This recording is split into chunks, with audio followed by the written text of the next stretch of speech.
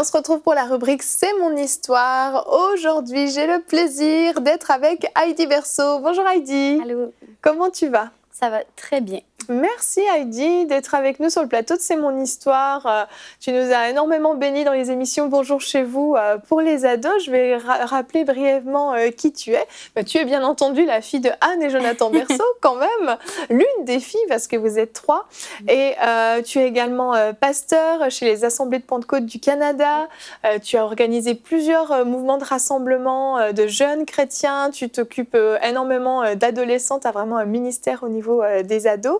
Et aujourd'hui, tu viens nous partager l'histoire d'un choix d'unité après une division difficile. Donc, dans ton église locale, il y a environ 3 ans, tu as assisté à une division qui a laissé quand même certaines traces. C'est bien ça? Oui, en fait, il y a 3 ans de ça, on a commencé à sentir dans mon groupe de jeunes, en fait, qu'il y avait plus de place à des débats de doctrine. Et ces débats de doctrine-là ont évolué en quelque chose de plus grand, comme ils le font souvent. C'est vrai. Et ça a évolué dans une division. Et malheureusement, j'ai vu mon pasteur jeunesse décider de quitter l'Église pour rejoindre un autre mouvement d'Église dans lequel il était plus à l'aise avec la doctrine. Okay. Et en soi, ce choix-là n'est pas nécessairement mauvais. D'être bien à l'aise dans un mouvement dans lequel on se sent à 100% d'accord, ça, j'ai pas de problème. Par contre, ce qui s'est passé, c'est que cette division-là, ce choix-là a vraiment créé une division. C'est ça, c'est qu'il a entraîné des personnes avec lui. C'est ça. Et en fait, en quelques mois seulement, je me suis retrouvée vraiment toute seule à mon église, en ayant vu tous mes amis partir. Toute seule au niveau de la jeunesse? Toute seule au niveau de ma jeunesse, au niveau des jeunes adultes, partir. J'étais vraiment... j'ai vu, en fait, tous mes amis partir pour suivre mon pasteur jeunesse et puis aussi pour suivre aussi ce nouveau courant de doctrine. Et ce qui a été le plus douloureux, en fait, pour moi, ça a été qu'un de ces points de doctrine-là s'opposait au ministère féminin. Et ça venait remettre en question mon appel. Ben oui. Et ça venait me remettre en question moi.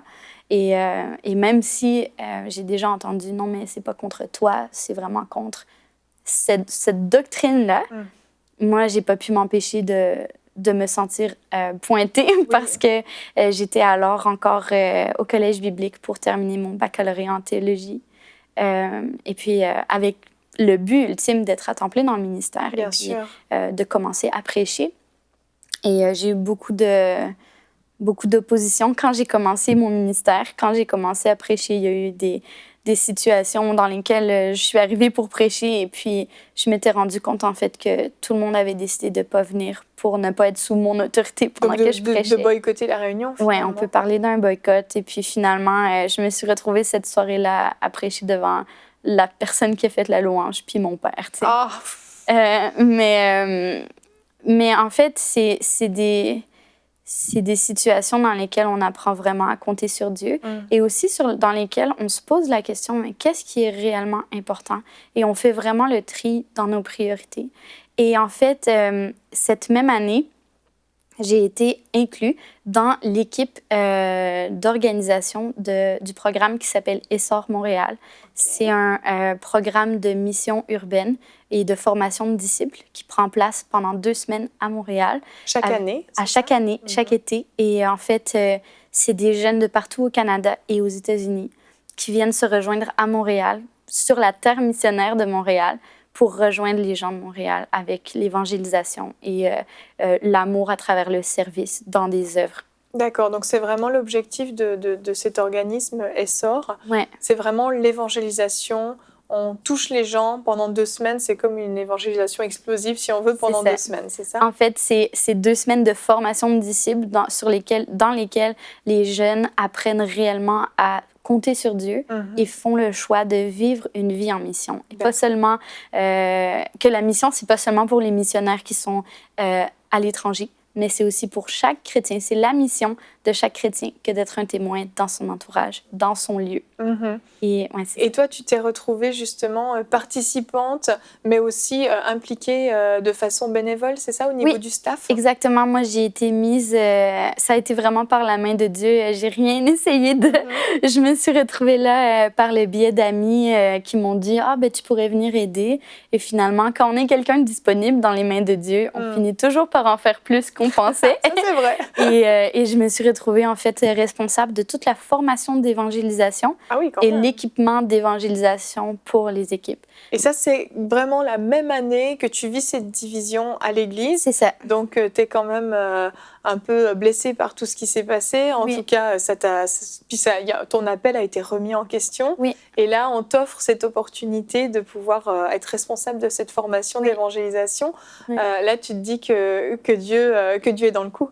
Oui, non, mais c'est sûr que depuis le début, j'ai vu la main de Dieu dedans, mais j'ai vraiment senti la main de Dieu quand je suis arrivée sur place et que j'ai commencé à travailler main dans la main et à être acceptée par des gens de d'autres dénominations que moi.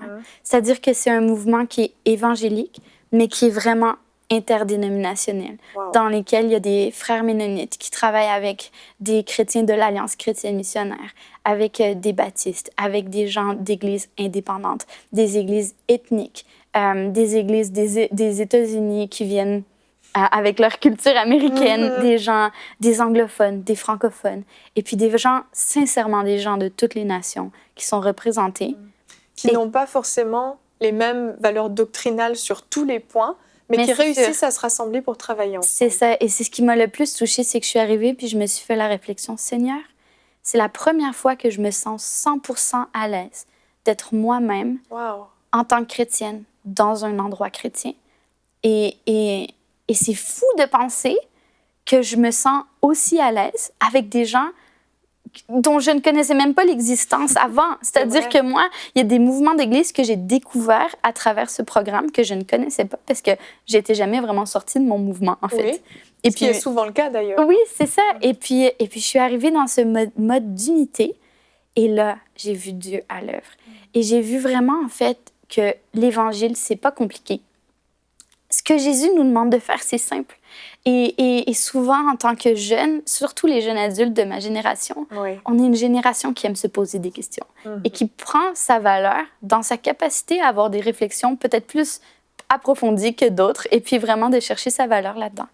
Et en fait, ce que j'ai réalisé, c'est que Jésus valorisait l'unité beaucoup plus qu'il valorisait les grands intellects ou les gens, les théologiens ou les gens qui comprennent la parole. Parce que Jésus est très, très simple et très clair dans ce qu'il nous demande de faire. Quand Jésus était sur terre, ses enseignements étaient simples et étaient pour tout le monde, mais aussi c'était un message de « aimez-moi de tout votre cœur ». Déjà là, si on fait ça, on est bien. Oui, c'est un bon point de départ. C'est ça. Après ça, d'aimer son prochain. Et d'aimer son prochain même quand il n'est pas d'accord avec toi. Aimer son prochain même quand il ne vient pas de la même église que toi. Aimer son prochain dans la division. Amen. Et aimer son prochain à travers tout. Aimer son ennemi, ça fait partie de aimer son prochain. Et Jésus nous demande d'aimer son prochain. Jésus nous demande de vraiment montrer cet amour inconditionnel que lui nous a montré envers les autres. Et pourquoi c'est si important? C'est parce que Jésus nous demande de former des disciples et d'attendre son retour. Oui. Ça y est, je viens juste en 5 phrases de complètement définir l'Évangile. C'est fou quand on y pense. Et puis ça m'a fait ouvrir les yeux de me dire, mais pourquoi est-ce qu'on a perdu autant de temps à se creuser la tête sur des sujets qui nous divisent plutôt de nous unir? Et là, j'ai pu vraiment voir la main de Dieu parce que ça fait maintenant 3 ans que je suis à Essor. Et puis, je suis maintenant... très, très, très impliquée. C'est-à-dire que j'ai commencé impliquée et puis après, je me suis vraiment retrouvée dans l'équipe dirigeante du programme, à prier ensemble pour une nouvelle vision, pour le thème. Je me suis ramassée à prêcher et puis on peut montrer des photos. Je veux vraiment vous parler de cette photo-là. Ça, c'est une des soirées les plus emblématiques de notre programme. On se retrouve tout le monde ensemble, les 200 jeunes de toutes les dénominations, de toutes les nations différentes, sur le toit de Montréal, sur le belvédère du Mont-Royal, et on loue. et on prie pour la ville. Wow. Et ça, c'est un témoignage de force, c'est un témoignage d'unité. Les gens, quand ils nous regardent, ils se demandent pas si on est baptiste ou pentecôtiste. Ils se disent, c'est les chrétiens. Oui. Et c'est ce qu'on est appelé à être. Amen. Et là, on peut voir, c'est des photos vraiment de moi qui, dans mes ateliers de formation, entourée d'ados, comme par hasard. Et puis, en train de parler vraiment de l'importance de chaque chrétien dans l'avancement du royaume.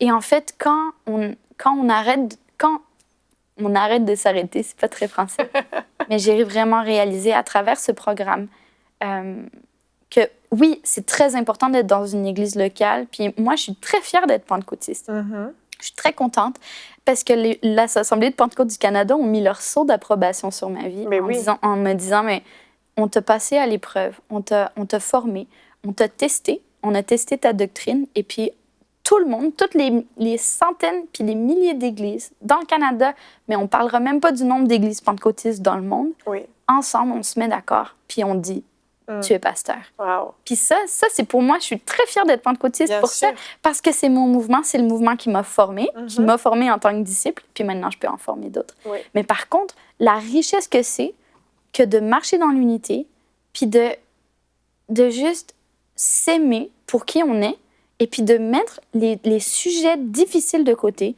pour simplement mettre ce qui est le plus important, Jésus. Amen. Parce que finalement, c'était tout un enseignement pour toi quand tu es arrivé à Essor, alors que tu venais de vivre ça, cette division. Tout à coup, tu réalises, mais c'est possible en fait de travailler ensemble, c'est possible de travailler en unité. Oui. Et tu me disais aussi que Dieu t'a parlé et t'a dit, je veux que tu marches dans l'unité, toi aussi personnellement en fait, dans ce que tu allais faire et au niveau de Essor, c'est ça? Mais oui, parce que Dieu, il se sert de nos situations pour nous montrer les choses. Et puis maintenant, même au niveau des nationalités différentes, je suis quelqu'un qui est vraiment beaucoup plus ouverte à travailler avec des gens de différentes cultures, différentes vies d'église que moi, mais à la fin, on a la même foi, puis c'est ce qui devrait vraiment être priorisé. C'est sûr, parce qu'on voit l'importance. Ce mouvement Essor, qui pourrait être un autre mouvement, d'ailleurs là on parle de celui-là parce que c'est ton histoire, a choisi l'évangélisation, a choisi vraiment de s'unir dans un but commun, c'était le salut des perdus. Et je pense que peut-être que tu pourrais nous partager un petit peu justement cette vision commune de pourquoi vouloir s'unir pour cette chose-là. Quel est le cœur en fait de tous ces leaders qui s'unissent ensemble? En fait, le cœur, c'est de dire que Jésus nous a demandé quelque chose de très simple. Il nous a dit que la moisson était grande, puis qu'il n'y avait pas beaucoup d'ouvriers. Ouais. Puis on n'est déjà pas beaucoup de chrétiens dans le monde. On est si peu nombreux. Si on perd notre temps à s'asseoir, puis à discuter, on n'est pas debout en train de travailler. C'est vrai. Et si on n'est pas capable de s'aimer, puis de travailler ensemble déjà dans notre propre famille, comment est-ce qu'on peut être un bon exemple pour les gens autour de nous? Comment est-ce qu'on peut semer quelque chose de bon dans notre monde? Et ça, en tout cas, c'est cette vision-là de dire, mais arrête de perdre ton temps, puis de t'asseoir, puis de te poser des questions. C'est important de se poser des questions. J'ai étudié en théologie parce que j'aime me poser des questions, puis parce que j'aime lire et approfondir ma connaissance de la Bible. Par contre, si tu es chrétien, puis que tu passes plus de temps à t'obstiner, puis à rentrer dans des débats qui ne te concernent pas, puis souvent des débats de jugement. Je veux dire, moi, quand j'entends des questions, je suis désolée, je ne veux pas avoir l'air moqueuse, mais quand j'entends des questions du genre, on a passé l'après-midi à se demander si le rap, c'était vraiment dans la Bible. Ou genre, on a passé l'après-midi à se demander si on devait prendre la Sainte Seine une fois par semaine ou une fois par mois. Ou dans une coupe ou avec des petits verres. Ou je veux dire, il y en a tellement. Ou l'Apocalypse. L'Apocalypse, Yveline. OK, quand ça fait longtemps que tu es dans une église, tu le sais, à quel point il y a des gens, mais c'est leur cheval de bataille, puis ils parlent de l'Apocalypse tout le temps, puis la puce, puis les signes, puis les sceaux, puis les trompettes. Mais si tu crois dans l'Apocalypse, puis si tu crois que Jésus revient bientôt, là, mais travaille dans le champ. Oui. Je veux dire, je suis désolée, là, mais les gens qui sont fanatiques de l'Apocalypse devraient être les premiers dans la mission. Amen. Parce que c'est les premiers à comprendre l'importance du fait que Jésus revient bientôt, qu'on est dans des temps de tribulation, qu'il y a des nations entières qui n'entendent pas parler de l'Évangile, et toi, avec ta salive, avec ton cœur, avec ta bouche, tu ne parles pas des bonnes choses. Mm-hmm. Puis moi, là, ça m'a ouvert les yeux, et puis ça m'a poussé vers une vie de mission, une vie de témoignage, une vie où on sème des bonnes choses. Parce que quelqu'un qui vient juste de donner sa vie à Jésus, c'est pas le temps de l'enraciner avec des épines de division, alors qu'il commence à peine à comprendre l'amour de Dieu. C'est vrai. En tout cas, c'est vraiment quelque chose qui me passionne parce que c'est quelque chose duquel j'ai souffert. J'ai vu tous mes amis partir. Puis j'ai perdu ma famille. Oui. Ma famille Oui, chrétienne. Chrétienne, oui. Aux dépens de questions qui, au final, ne nous font pas plus travailler. Et si vous êtes dans des situations toxiques ou des amitiés toxiques ou dans des situations où vous n'avez pas l'impression que le royaume avance, mais plutôt qu'il régresse, mais c'est le temps, en tant qu'agent de paix, soyez des artisans de paix, c'est Jésus qui nous le demande. Ça a été le slogan de Essor la première année où j'y étais. Soyez des artisans de paix. On est envoyés dans le monde pour semer la paix. Si on commence déjà à se battre ensemble dans notre propre famille, on ne sera pas capable de travailler ensemble pour la moisson. Oui, amen, amen.